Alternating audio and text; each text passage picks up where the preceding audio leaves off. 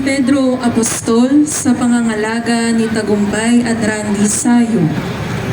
Si Simon na kapatid ni Andres ay kilala sa pangalang Pedro, ang pangalan na ibinigay ni Jesus sa kanya. Ang paghirang kay Pedro ay hindi lamang nakabatay sa kanyang magagawa para sa Panginoon, kundi sa kung ano ang magagawa ng biyaya ng Diyos sa kanya.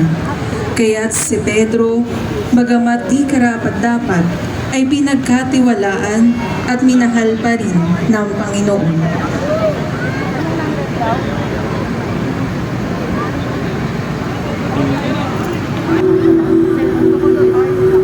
San Andres Apostol sa pangangalaga ni Emir Mark Peña Redondo at pamilya.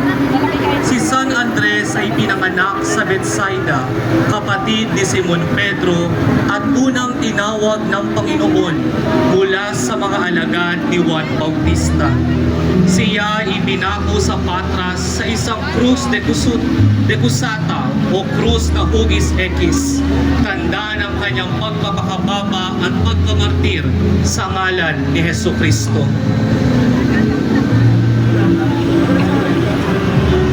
Santiago Apostol sa pangangalaga ni Father Bobby Mariano. Si Santiago ay taga-Galilea, kapatid ni Juan ng Evangelista, at anak ni Zebedeo at Salome. Siya ay tinawag na Santiago ang nakakatanda o James the Great.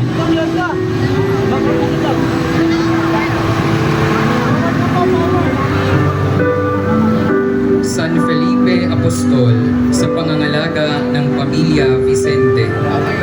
Si San Felipe ang alagad o Felipe ng Betsaida ay naging isa sa mga unang 12 alagad ni Jesus ayon sa Bagong Tipan. Sa huling hapunan, nang hilingin ni Felipe kay Jesus na ipakita sa kanila ang Ama, tila baga nabigyan niya si Jesus ng pagkakataon na maituro sa mga alagad ang pagiging isa ng Ama at ng Anak.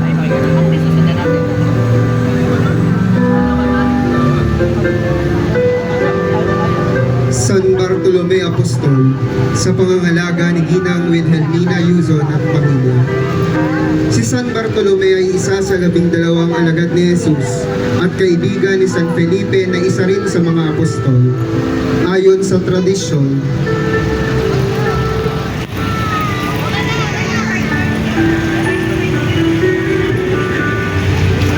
Santo Tomas sa pangangalaga ni Maria de la Cruz at pamilya, isa sa siyam na bagong tagpo sa hanay ng ating prosesyon ngayong taon. Kilala rin sa tawag na kambal sa Arameo, isa sa 12 apostoles ni Jesucristo.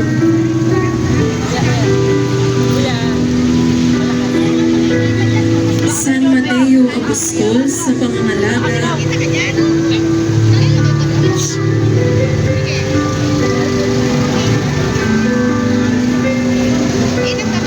San Mateo Apostol sa pangangalaga ni Randy Sayo at Lorena Lito. Si San Mateo ay dating maniningil ng buwis sa ngalan ng Impyernong Romano. Bilang apostol, pagkaraan ng pamumuhay ni Jesucristo sa mundo, nangaral siya sa Judea. Siya ang tinuturing na may akdang Ebanghelyo ni Mateo. Apostol Santiago Menor sa pangangalaga ni Rolly Avendaño Serrano at pamilya. Dalawa ang Santiago sa mga piniling apostoles ni Jesus at upang malagyan ng pagkakilala, si Santiago na anak ni Zebedeo ay kinilala bilang Santiago Mayor o nakatatanda, habang si Santiago na anak ni Alfeo o Cleopas ay kinilala bilang Santiago Menor o nakababata. Ang mga simbolo ni Apostol Santiago Menor sa kanyang mga imahe ay Biblia o kalatas na sumisimbolo sa kanyang sulat sa Biblia at ang tungkod at gintong malabal na sumisimbolo sa kanyang pagiging matuwid na obispo ng Jerusalem.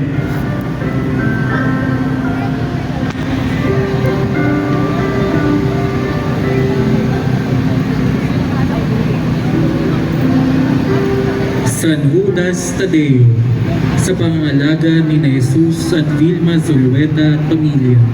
Si San Judas Tadeo ay kapatid ni Santiago Menor at pinsan ni Jesus. Bagaman kasing pangalan sa Griegong bersyon ng Bagong Tipan, hindi dapat ikalito ito kay Judas Iscariote na isa pang alagad na siya namang nagkanulo kay Jesus.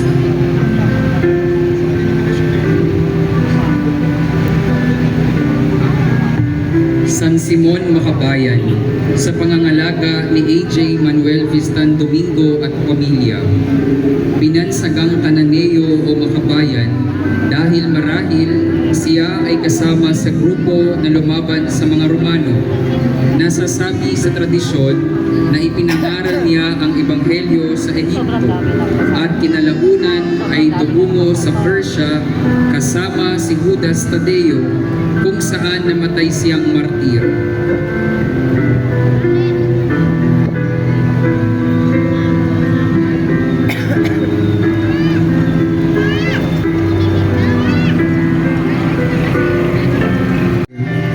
Ang pangalan ni San Matias sa wikang Hebreo ay nangangahulugang alay ni Yahweh.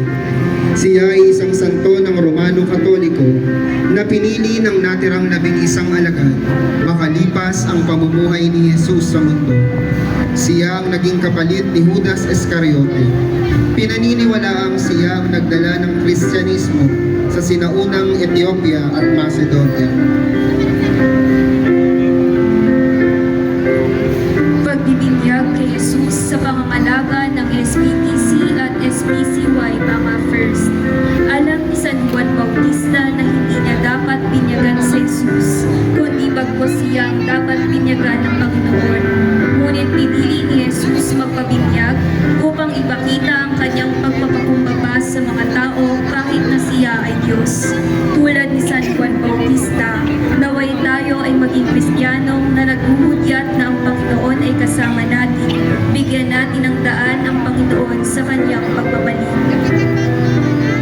Ang pagtukso kay Jesus sa pangangalaga ni na Jeffrey at Anna May Tumpalan at pamilya. Si Jesus ay naging tao upang iligtas tayo. At bilang tao, dapat din maranasan ni Jesus ang matukso. Ang mga tukso natin ay nagmumula sa ating mga panloob na tunggalian, o mula sa masamang espiritu, o mula sa mundo. Ngunit kay Jesus, ang tukso ay hindi maaaring magmula sa kanyang panloob na tunggalian.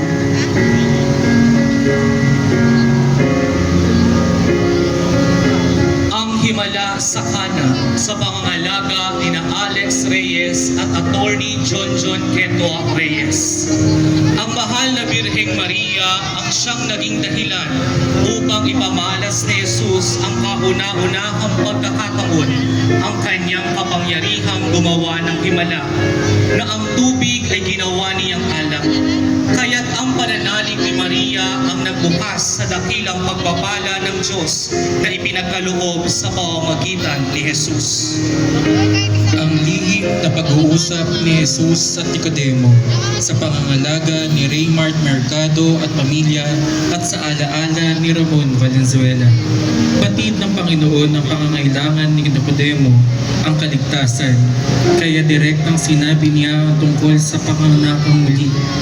Kaniyang pinagtibay ang pangangailangan ng kapanganakang muli sa pamamagitan ng mga salitang paulit-ulit niyang sinabi, katotohanan, katotohanan. Bagamat may kaalaman si Nicodemo sa mga bagay ukol sa kanyang relihiyon, siya ay may limitadong kaalaman sa espiritual na bagay. Si Jesus at ang babaeng Samaritana sa pangangalaga ni Tagumpay at Randy Sayo.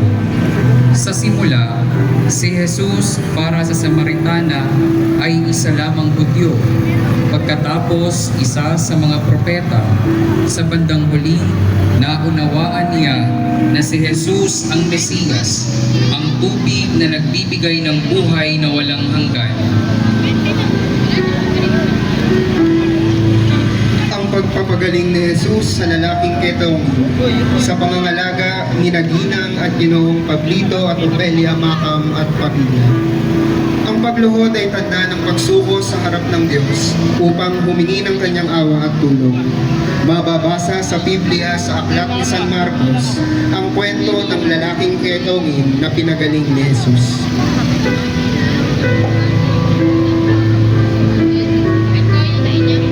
Ang pagtawag ni Jesus kay Mateo sa pangangalaga ng pamilya Valenzuela at Tolentino.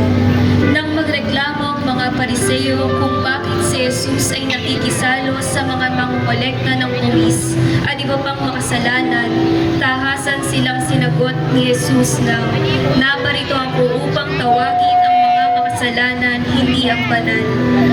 Ang pagtawag ni Jesus kay San Mateo ay matutulad sa pagtawag sa atin ng Panginoon. Sermon sa Bundok sa pangangalaga ni na Alex Reyes at Attorney John Cueta Reyes. Sa pangangaral ni Jesus sa bundok ay paulit-ulit niyang sinabi ang katagang ito, "Mapalad kayo." Dito makikita ang pamatayan ni Jesus ay taliwas sa tinatangkilik ng mundo. Hindi ito nangangahulugan na ibig ni Jesus na tayo maging mahirap, dinudusta at laging naghihinagpis. Pagpapahid ng pabango sa paa ni Jesus sa pangangalaga ni na Alex Reyes at Attorney John Queta Reyes. Si Maria ng Betania ay di nag-atubili na ibuhos ang mamamahaling pabango sa paa ni Jesus. Hindi niya inisip ang halaga ng pabangong natapon sa sahig, ni ang sasabihin ng mga taong nakasaksi sa kanyang ginawa. Kinalimutan niya ang kanyang sariling kapakanan alang-alang kay Jesus.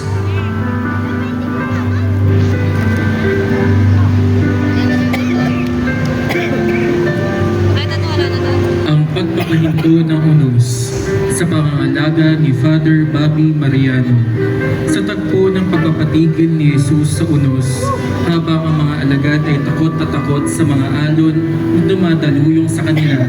Si Jesus naman ay payapang natutulog. Tulad ng mga alagad ni Jesus, may mga pagkakataong nakakalimutan natin na kasama natin siya. Ang himala ng pagpaparami ng tinapay at isda sa pangangalaga ng pamilya Gonzales.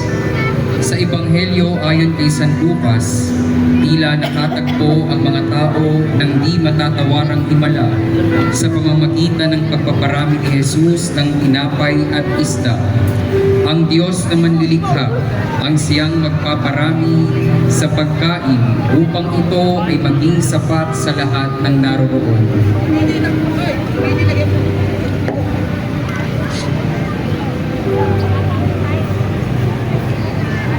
Ang pagpapakain sa 5,000 sa pangangalaga ni Isidra Tamayo at pamilya.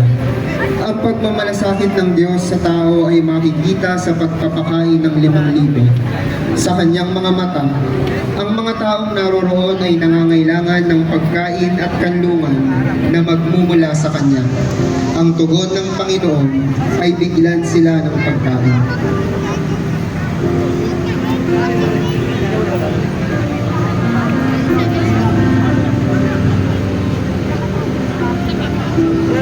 Ang pagpapahayag ni Pedro tungkol kay Jesucristo na siya ang Mesiyas sa pangangalaga ng pamilya Leonardo at Santos, isa sa siyam na bagong tagpo sa hanay ng ating prosesyon ngayong taon. Minsan nagwika ang Panginoon sa kanyang mga alagad, "Sino ako ayon sa iba? Kayo raw po si Elias." Ang iba naman, "Kayo raw si Juan Bautista." Tinanong naman ni Jesus, "Sino ako ayon sa inyo?" Walang pag-aatubili, sinabi ni Pedro, "Ikaw ang Kristo, ang anak ng Diyos na buhay." Ang pagbabagong anyo ni Jesus sa pangalaga ng SPPC ng Santo Niño at Samahan ng Kabataan. Kanyang mga dakilang tauhan na lumang tipan na sina Moises at Elias patungkol sa mga huling sandali ng kanyang buhay. Pagdating sa Jerusalem, si Jesus ay dadakipin at papadayin Subalit, 3 araw pagkatapos ng pagpanaw ni Jesus, muli siyang mabubuhay at sa pamamagitan ng kanyang kamatayan sa krus sa Kalbaryo at ng kanyang muling pagkabuhay, tinupad ng Diyos ang kanyang pangako sa sangkatauhan.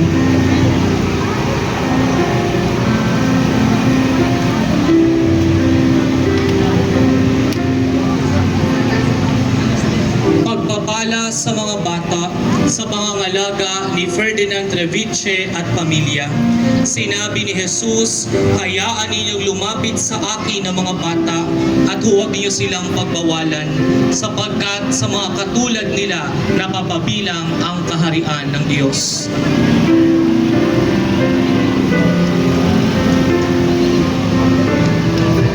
Ang pagpapatawad sa babaeng nahuling nakikiapid sa pangangalaga ni na Jeffrey at Anna May Tumpalan at pamilya. Ayon sa batas ng mga Hudyo, kapag may mga nahuling nakikiapid, sila ay hatakin sa isang pampublikong lugar at doon babatuhin hanggang sa mamatay.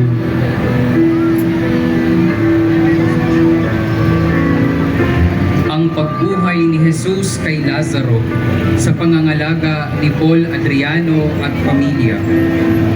Ang pagbuhay muli ni Jesus kay Lazaro ay isa sa mga pinakamahalagang himalang kaniyang ginawa. Ipinapakita nito na siya ay may kapangyarihang pinagmumula ng buhay at kapangyarihan laban sa kamatayan. Nais niyang pahalagahan natin ang pahiram niyang buhay at pagyamanin ito alang-alang sa kaniyang kadakilaan.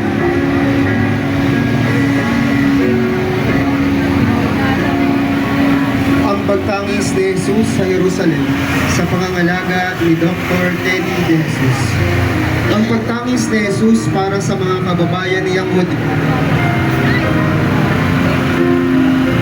ay nagpapakita ng kanyang kalungkutan na bunga ng katigasan ng puso at saradong kaisipan ng mga taga-Jerusalem. Ang hapunan ng mahal na ina at ni Jesucristo sa pangangalaga ni Randy Alejo at pamilya, isa sa siyam na bagong tagpo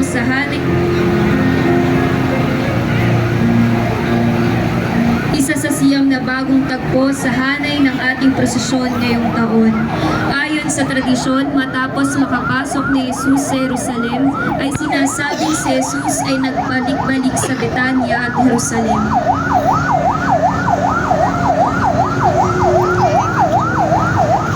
Nuestro Señor de la Eucaristía, sa pangangalaga ni Ligin de la Cruz Marcelo at pamilya. Ang natatanging seremonya ng Kristiyanang pagsamba, tinatag sa pamamagitan ng ating Panginoong Jesucristo sa gabi ng pagbabayad sala ng kanyang kamatayan, sa pagiging isang relihiyosong pakikibahagi sa tinapay at alak, na kung saan ay inaalay sa harap ng Diyos Ama sa pagpapasalamat sa alaala ni Kristo na walang patid na sakripisyo. Ang huling hapunan sa pangangalaga ni Janet Madrigal at pamilya. Sa huling gabing makakasama ni Jesus ang kanyang mga alagad, ipinagdiriwang ni Jesus ang hapunang Pampaskwa. Ngayon naman, ginugunita ng Panginoong Jesus at ng kanyang mga alagad ang isang bagong pagtawid. Magkakaroon ng bagong kalayaan kinabukasan mula sa pagiging alipin ng kasalanan ang sangkatauhay tatawid. Hoc facite in meam commemorationem. Gawin ninyo ito bilang pag-alala sa akin. Sa pangangalaga ni Pete Valencia at pamilya, bilang paggunita sa alaala ni Reverendo Padre Rodrigo Samson, isa sa siyam na bagong tagpo sa hanay ng ating prosesyon ngayong taon. At gayon din naman, bago matapos ang hapunan, kinuha ni Jesus ang kalis, nagdasal at nagpasalamat sa Ama. Iniabot sa kanyang mga alagad at winika, narito ang aking dugo na ibubuhos para sa inyo at para sa lahat. Paghuhugas ng paa ng apostol sa pangangalaga ni na Ginoong at Ginang Tony at Marivic Librero. ipinamala sa Ebanghelyo ni San Juan ang mahalagang diwa ng banal na hapunan, ang paglilingkod ni Jesus sa kanyang mga alagad sa pamamagitan ng paghuhugas ng mga paa nila na may kababaang loob at pagmamahal. Muli, ang paghuhugas ng paa ng apostol sa pangangalaga ni Ginoong at Ginang Tony at Marivic Librero at pamilya. Panalangin sa Getsemani sa pangangalaga ng pamilya Osorio. Sa pagdarasal ni Jesus sa halamanan ng Getsemani, naganap ang isa sa pinakamahirap na tagpo sa kanyang buhay. At ito ay ang kanyang malayang pagpapasya na apuin ang kamatayang naghihintay sa kanya sa krus ng Kalbaryo.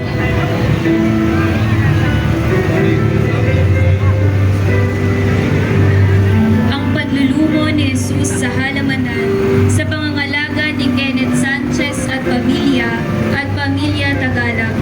Isa sa siyam na bagong tagpo sa hanay ng ating prosesyon ngayong taon. Nang mapansin ni Jesus na natutulog ang kanyang mga alagad, lumayo siya sa mga ito upang ituloy ang kanyang pananalangin. Ang pagdakip kay Jesus sa pangangalaga ng pamilya San Pedro. Matagal na panahon na nakasama ni Jesus si Judas Iscariote bilang kanyang alagad at hinirang din siya ang tagapag-ingat ng salapi ng mga apostoles. Subalit si Judas ay nasilaw sa kinang ng salapi.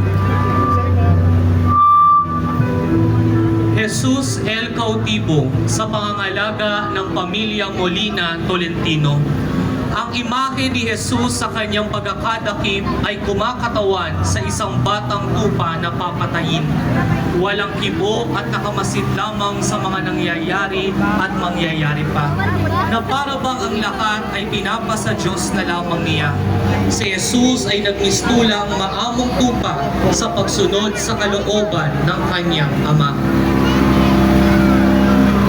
Pagharap ni Jesus kay Anas sa pangangalaga ni Maria Luisa Reyes de Pan. Ang tunay na kahulugan ng tagumpay ay ang pananahimik sa kabila ng pang-uusig na isang simbolo ng pag-ibig na ipinakita ni Jesus na naging kanyang instrumento upang ang mga pasakit at pang-alipusta ay kanyang pagtungkulan.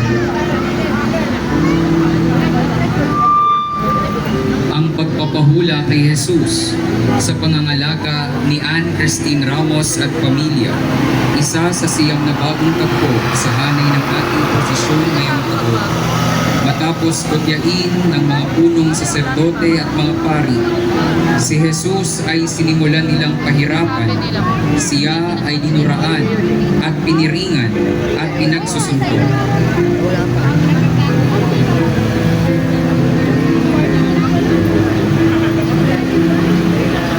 Pagtatwa ni Pedro sa Panginoon sa pangangalaga ni Leobin, Grace at Carol Joseph Herundio.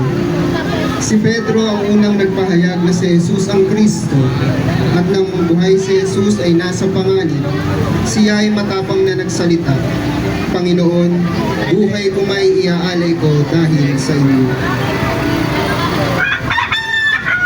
Ang pagsisisi ni Pedro sa pangangalaga ni John Javier at pamilya. Sinabi ni Pedro, parusahan nawa ako ng Diyos kung nagsisinungaling ako. Hindi ko kilala ang taong iyan. Pagkasabing ito, tumilaok ang manok.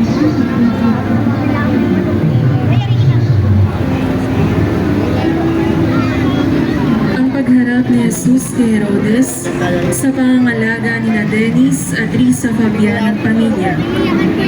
Hiniya ni Herodes si Jesus, ngunit sa pag-iwas sa anumang desisyong pampolitika na maaaring makasama sa kanya, pinabalik niya ito kay Pilato at ito ang muling paglilitis kung saan pinahagupit ni Pilato si Jesus.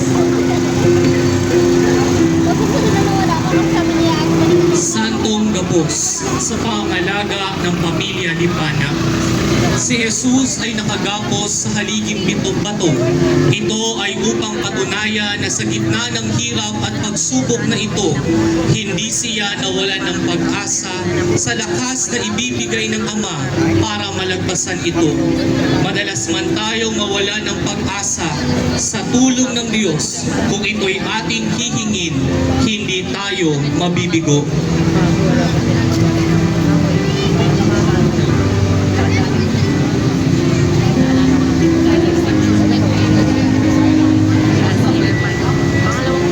Desmayado sa pangangalaga ng Pamilya Castro.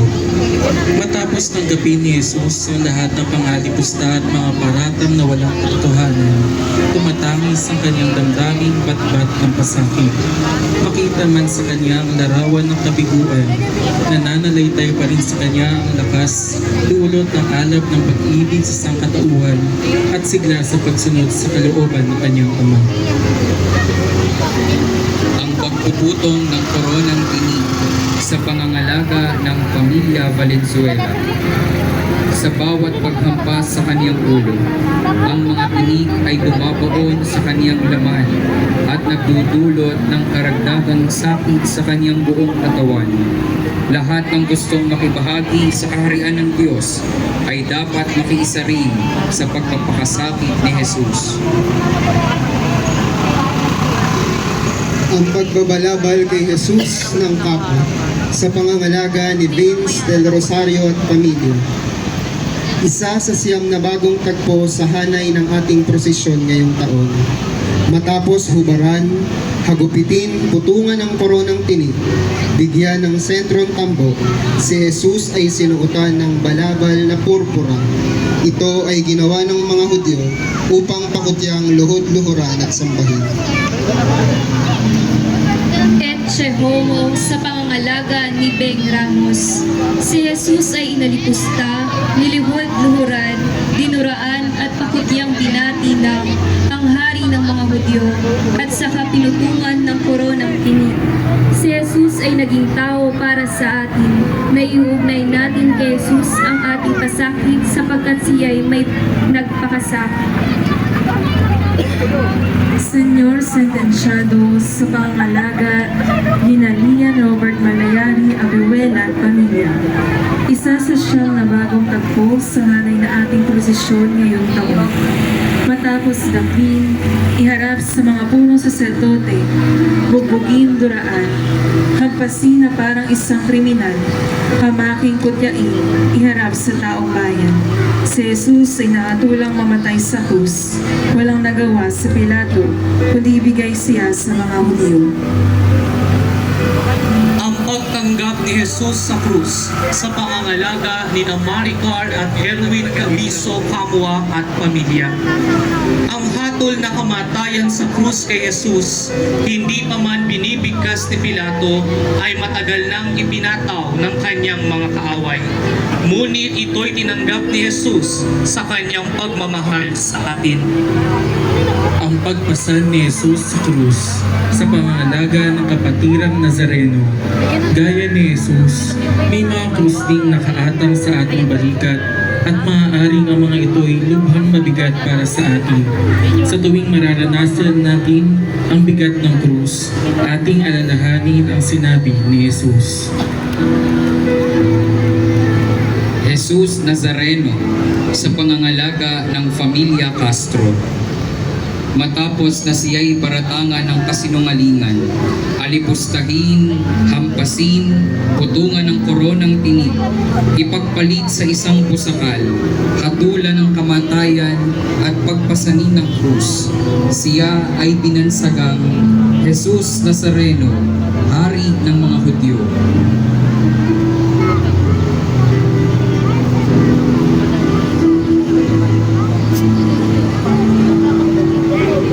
Pagsalubong ni Jesus sa kanyang ina sa pangangalaga ng Little Angels Scholars Charity School.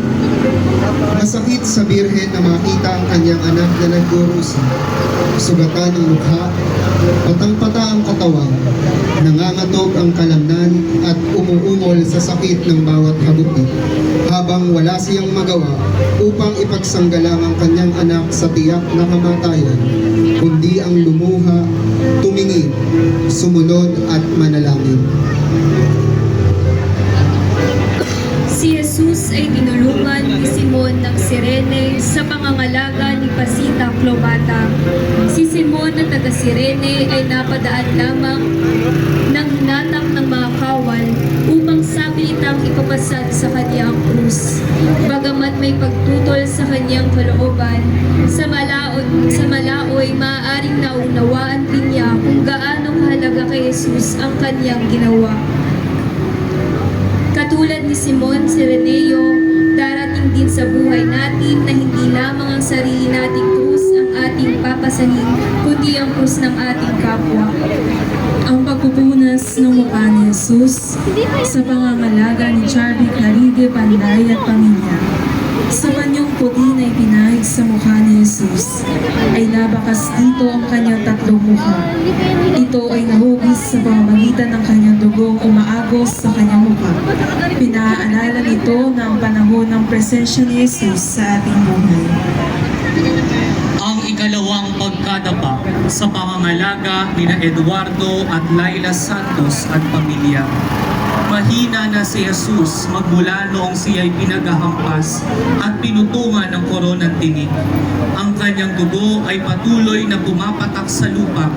Patuloy na dumadaloy ang kanyang dugo mula sa kanyang katawan. Subalit sa halip na sumuko dahil sa bigat ng krus, bumangon pa rin ang Panginoon. Tumayo si Kristo mula sa kanyang pagkadapa at ipinagpatuloy niya ang pagpasan ng krus. Ang paghuhubad sa damit ni Jesus sa pangangalaga ni Carol Bernabe at pamilya. Si Jesus ay hinubaran ng kasuotan. Sinasalamin na klase ng kasuotan ng tao ang kanyang katayuan sa lipunan. Kaya naman, nang siya ay hinubaran, katumbas na rin ito ang pag-alis sa kanya ng karapatan sa komunidad. Si Jesus man ay dinanas rin ng kalagayang ito nang siya ay alisan at agawan ng damit. Nuestro Padre Jesus de las Penas, sa pangangalaga ni na Ginoo at Ginang Raymond at Michelle Tadaya at pamilya. Ang hatol na kamatayan sa krus kay Jesus, hindi pa man binibigkas ni Pilato, ay matagal nang ipinataw ng kaniyang mga kaaway. Bagamat masakit at napakahirap, tinanggap ni Jesus ang kaniyang kamatayan para sa ikaliligtas ng sambayanan.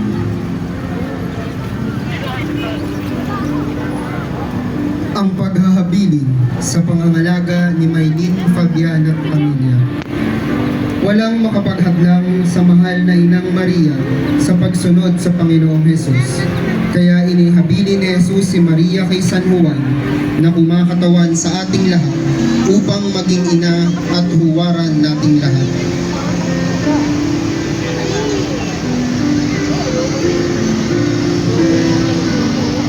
Mayor Dolor sa pangangalaga ni na Ginoong Gerald Juanilio at Dr. Ace Lagman at pamilya. Si Maria bilang isang inang nahahapis na nasasaksihan ng unti-unting pagkamatay ng kanyang anak, hindi matatawaran ang sakit sa puso na nadama ni Maria sa katuparan ng hula ng Propeta Simeon na ang puso mo ay para na ring tinurakan ng balaraw, habang si Jesus na kanyang anak ay nakabitin sa kahoy ng kadustaan.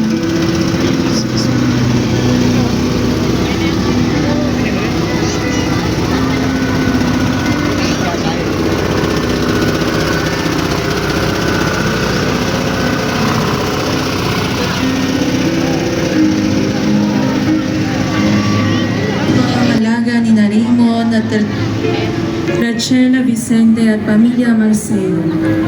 Naakit si Dimas noong tahimik na tiniis ni Cristo ang lahat ng mga parata at pagkutyas sa kanya. Nananalig si Dimas na hindi lamang matuwid at inosente si Cristo. Alam ni Dimas na na si Kristo ay isang hari at tunay ang kanyang kaharian. Kaya nananalig din siya na ang Panginoon ay mawain at mahabagin. Kaya humingi siya ng kapatawaran at pinatawad naman ng Panginoon sa kanyang mga kasalanan. Ipinangako pa ng Panginoong Jesucristo na siya ay sasama niya sa paraiso. Katulad ni Dimas, magkaroon nawa tayo ng lakas na lumapit sa Panginoong mawain at mahabagin upang patawarin ang ating mga kasalanan at pagkukulang sa Kanya at sa ating kapwa.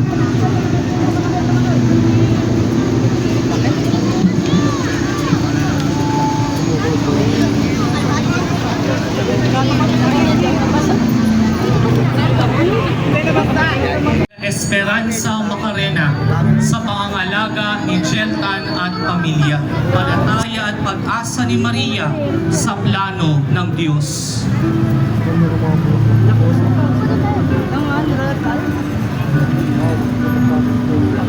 Plastic ata po eh. Graman siguro nangyari. Kalbaryo sa pangangalaga ng pamilya Vistani. Bago tuluyang malagutan ng hininga si Jesus, siya ay nagwika, naganap na. Natupad na niya ang kalooban ng Panginoon. Sa pangangalaga ni Paul Adriano at pamilya, sa pamamagitan ni Longino na isang Romano, sinibat ang mahal na tagiliran ng Panginoon upang masigurong siya'y namatay. At isang himala ang naganap. Tumulwak dito ang tubig at dugo ng Panginoon. Ang tubig ng buhay.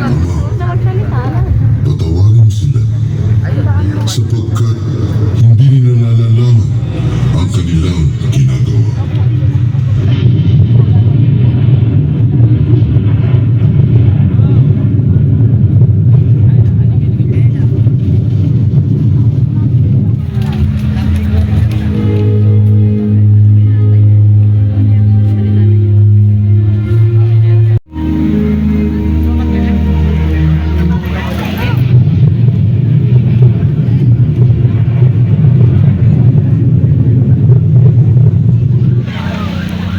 Ama, sa mga kamay mo, tinatagubilin ko ang aking espiritu.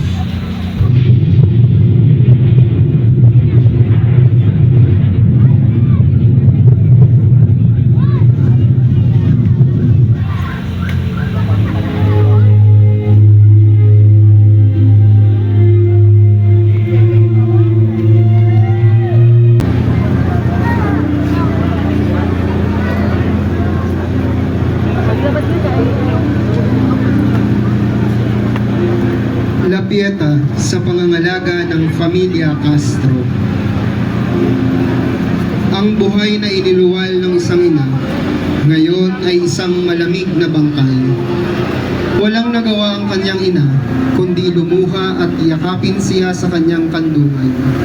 Sa kanyang pagdadalamhati, ang hirap niyang naranasan ay pakikinsa rin sa La Pieta sa pangangalaga ng Familia Castro.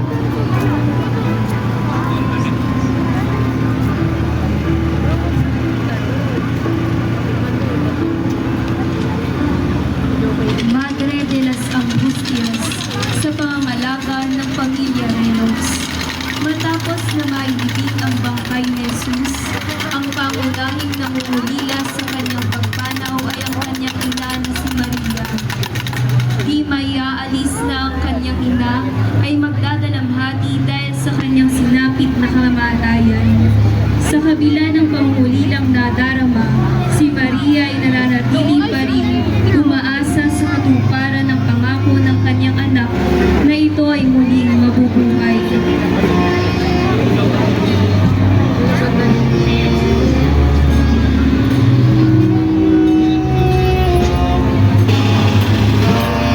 Paghahanda sa banal na libing sa pangangalaga ng pamilya Samson, si Joel. Dumating si Jose na taga-Arimatea na naghihintay din sa paghahari ng Diyos at naglakas loob siyang pumunta kay Pilato upang hingin ang katawan ni Jesus. Nang mabatid ni Pilato sa kapitan si Jose na kunin ang bangkay ni Jesus.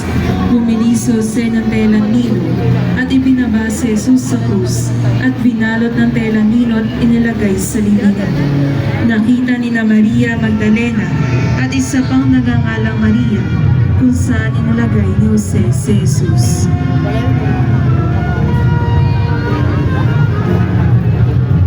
Santo Sepulcro sa pangangalaga ni Jaime Avendaño San Diego. Ang kamatayan ni Jesus ay nagpahayag ng kadakilaan ng pag-ibig ng Diyos. Ito rin ay nagpamalas kung gaano kalupit ang tao. Sa kanyang pagpanaway, ipinakita niya ang pagtatagumpay ng pag-ibig laban sa puot, ng kabutihan laban sa kasamaan, at ng pagpapatawad laban sa kasalanan. Hanggang kamatayan, tayo'y sinasamahan ni Jesus. Samahan din natin siya sa bawat sandali ng ating buhay.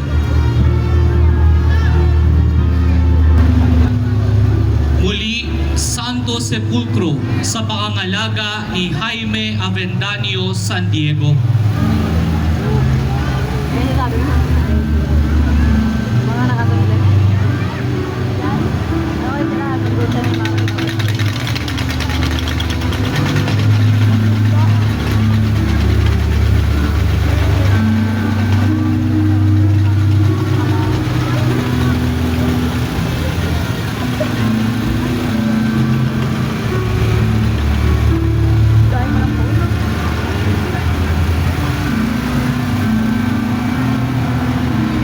Virgen de la Soledad sa pangangalaga ni Megan Gatchalian at pamilya Santiago.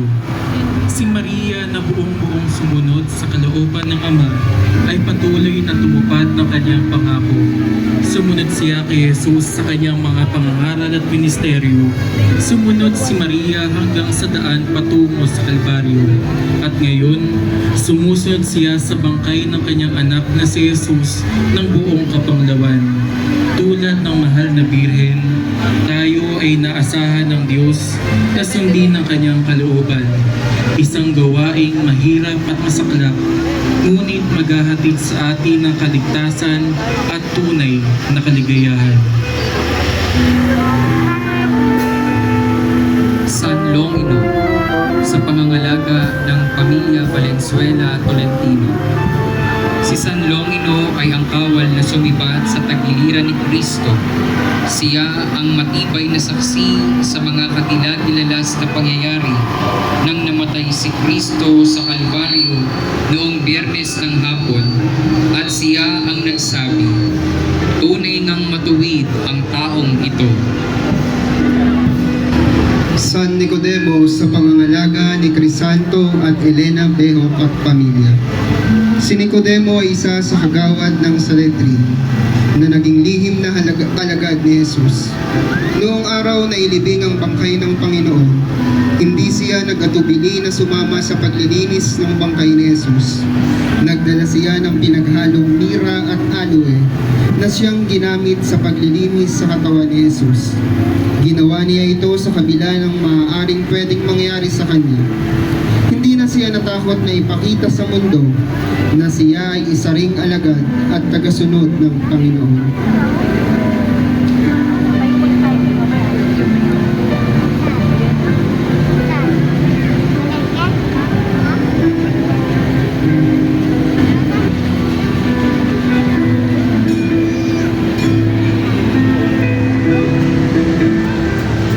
San Jose ng Arimatea sa pangangalaga ng pamilya Caballero at de Guzman. Si Jose ay isang mayaman at iginagalang na kagawad ng Sanhedrin. Siya ay isang mabuti at matuwid na tao. Laki siya sumang-ayon na hatulan si Jesus at lihim siya ang alagad ni Jesus tulad ni Nicodemo dahil sa kanilang takot sa mga Hudyo.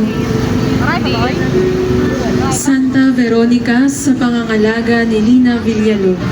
Ayon sa tradisyon, si Veronica ay isa sa mga kababaihan ng Jerusalem na sumunod kay Jesus patungong Kalbaryo. Siya ay dagliang lumapit kay Jesus upang punasan ng puting panyo ang kanyang sugatang mukha. sa pagbibigay natin ng ating panahon, kakayahan at munting yaman para sa kagadakilan ng ngalan ni Jesus, ay naipamamalas natin ang ating pagpapahalaga para sa kanyang pagpapakasakit. Santa Maria, Ina ni Juan Marcos, sa pangangalaga ni Christopher Yasay at pamilya, isa sa siyam na bagong tagpo sa hanay ng ating prosesyon ngayong taon. Si Santa Maria, Ina ni Juan Marcos, ay isang mayamang babae na taga Jerusalem.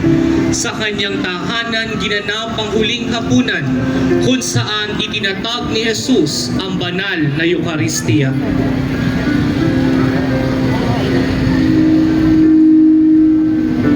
Santa Juana ng Cusa, sa pangangalaga ni Angelo at Ana Monica Villafuerte at pamilya. Si Santa Juana ay isa sa mga babaeng nabanggit sa Biblia na tagapagtaguyod ng samahang binuo ni Jesus. Asawa ni Cusa, nakatiwala ni Herodes, masasabing may maaluwang buhay si Juana at maaaring isa sa mga malimit magbigay sa mga alagad, kung kaya't siya ay inilarawang may hawak na lalagyan ng salapi.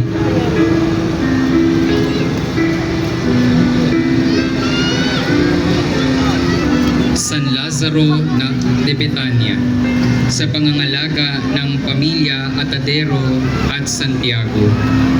Si San Lazaro ay kapatid ni Marta at Maria na taga Betania at sila ang mga kaibigan ni Jesus. Si Lazaro ay namatay at 4 na araw nang nakalibing nang si Jesus ay dumating. Nagtungo si Jesus sa libingan ni Lazaro at doon nga'y nanangis si Jesus ayon sa banal na kasulatan.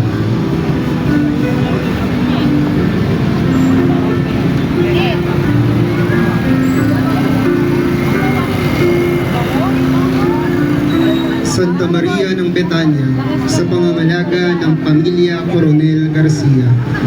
Si Maria ay kapatid ni Lazaro at Marta. Tanda ng kagalakan at pasasalamat, si Maria ay di nag-atubili na ibuhos ang mamahaling pabango sa paa ni Jesus.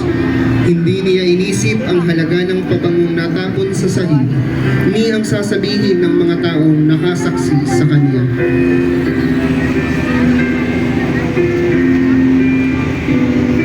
Santa Marta ni Father Bobby Mariano.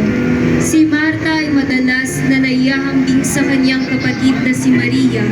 Noong minsang dumalaw si Jesus sa kanilang tahanan, si Marta ay naging abala sa paghahanda ng pagkain, samantalang si Maria naman ay nakikinig sa Panginoon. Inilalarawan ng magkapatid na ito ang dalawang gampanin ng pagiging alagad. Santa Maria Cleofes, sa pangangalaga ni Rel de Valcruz at pamilya. Si Maria ay asawa ni Cleofas.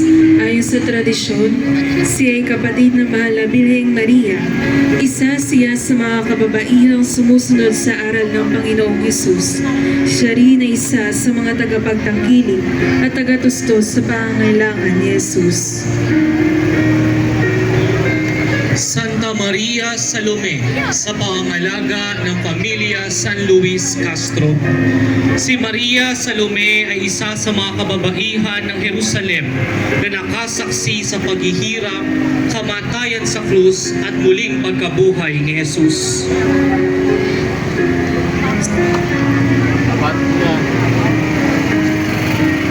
Santa Maria Jacobe, bilang paggunita sa alaala ni Ginoong Oscar Hernandez.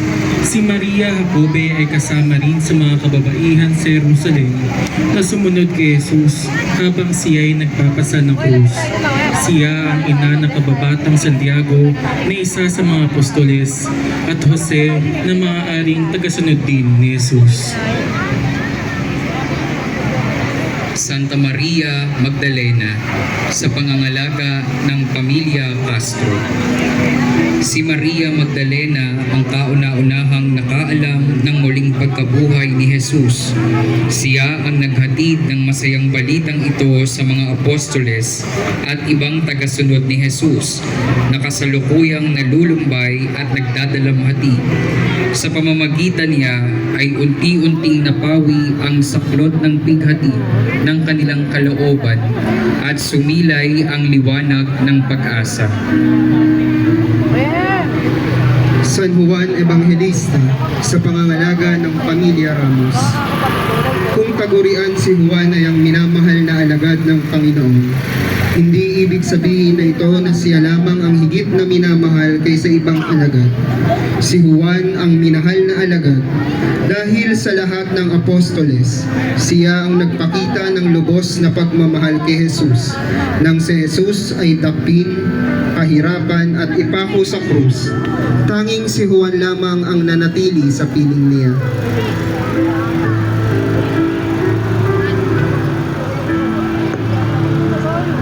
Mater Dolorosa ng Familia Osorio Rivera. Ang kasalanan ng sangkatauhan ay naghatid din ng dalamhati sa mahal na Birheng Maria. Ang pagkamatay ng kanyang anak sa krus ay para tubusin ang sangkatauhan mula sa pagkaalipin sa kasalanan. Nasaksihan niya ang kalupitan ng mga tao nang ang kanyang anak ay paratangan ng kasinungalingan, pahirapan at patayin.